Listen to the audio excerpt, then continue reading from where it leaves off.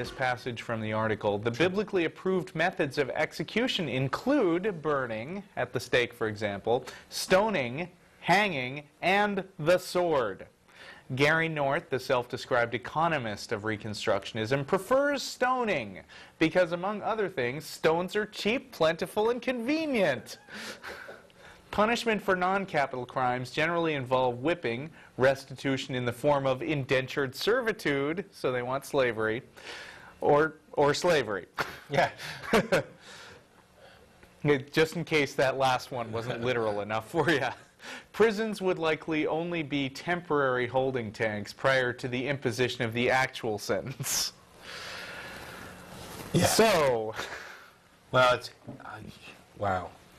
See, stoning is one of those things. I mean, without going into detail the specifics of kind of my stance on capital punishment, but if you take a look at different types of capital punishment, I certainly think that whether you're opposed to it or not, you could probably be okay with the fact that some sorts of capital punishment are more humane and less painful to the individual than others. I would think so. Yeah, I mean, putting somebody to sleep would probably be preferable from, I don't know, slicing them up bit by bit.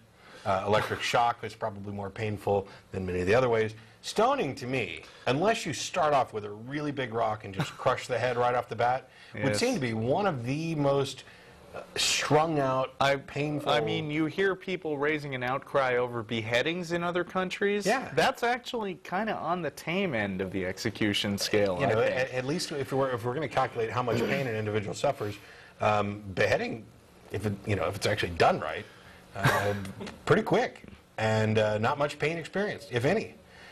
Throwing rocks at people? Small rocks. I mean, medium-sized rocks. The ones that float. Yes. Are there any women here today? No! No, no, no, no.